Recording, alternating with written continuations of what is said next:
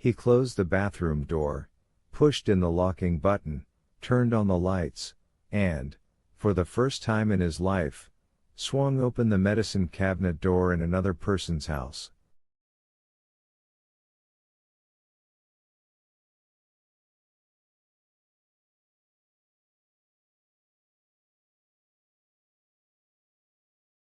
The first thing his eye lighted on cheered him immensely: a tube of Just for Men shampoo.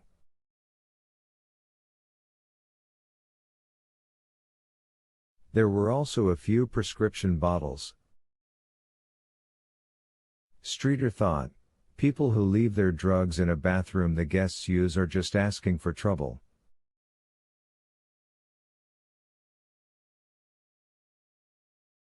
Not that there was anything sensational. Norma had asthma medicine, Tom was taking blood pressure medicine, atenolol, and using some sort of skin cream.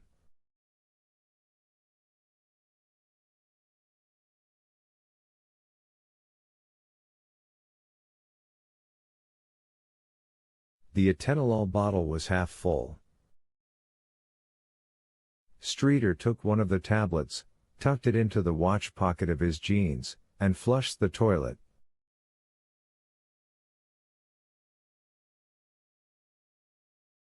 Then he left the bathroom, feeling like a man who has just snuck across the border of a strange country.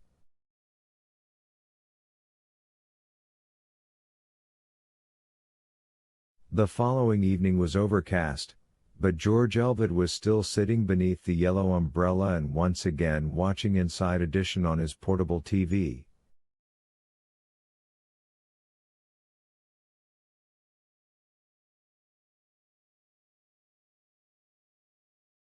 The lead story had to do with Whitney Houston, who had lost a suspicious amount of weight shortly after signing a huge new recording contract.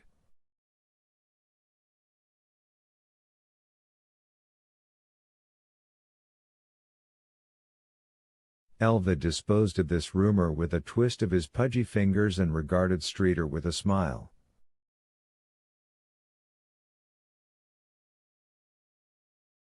"How have you been feeling, Dave?" "Better." "Yes." "Yes." "Vomiting?" "Not today." "Eating?" "Like a horse." "And I'll bet you've had some medical tests." "How did you know?" "I'd expect no less of a successful bank official." "Did you bring me something?" For a moment Streeter considered walking away. He really did. Then he reached into the pocket of the light jacket he was wearing. The evening was chilly for August, and he was still on the thin side, and brought out a tiny square of Kleenex.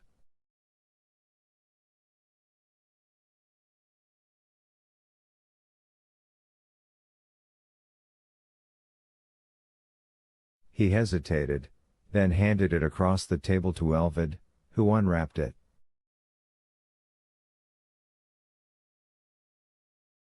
"Ah, atenolol," Elvid said. He popped the pill into his mouth and swallowed.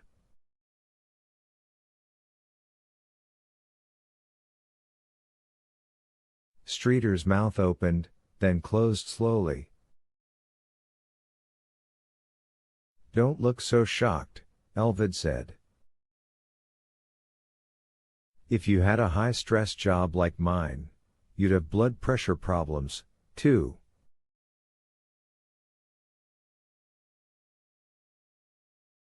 "And the reflux I suffer from, oi."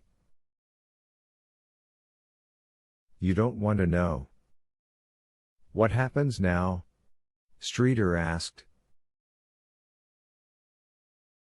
Even in the jacket, he felt cold. "Now?" Elvid looked surprised. "Now you start enjoying your 15 years of good health. Possibly 20 or even 25. Who knows?" And happiness?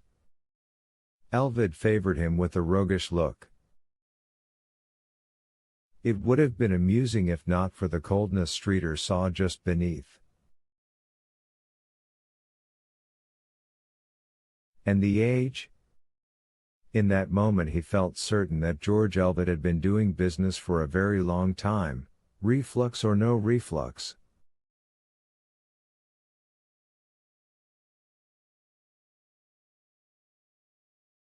The happiness part is up to you, Dave. And your family, of course, Janet, May, and Justin.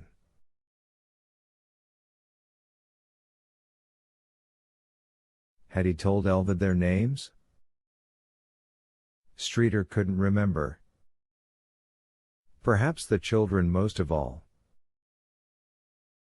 There's an old saying to the effect that children are our hostages to fortune, but in fact it's the children who take the parents hostage, that's what I think.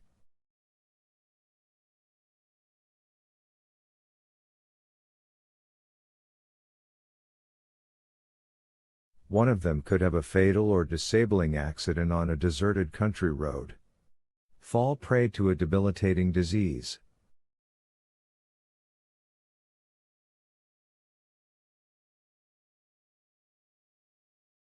Are you saying?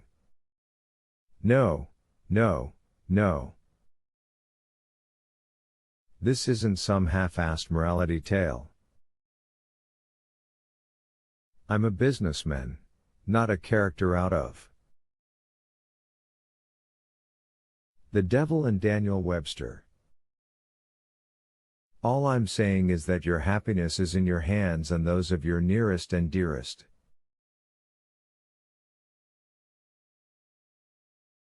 And if you think I'm going to show up 2 decades or so down the line to collect your soul in my moldy old pocketbook, you'd better think again.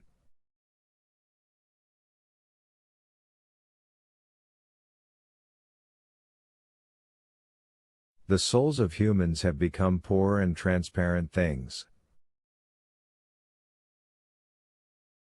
He spoke, Streeter thought, as the fox might have done after repeated leaps had proved to it that the grapes were really and truly out of reach.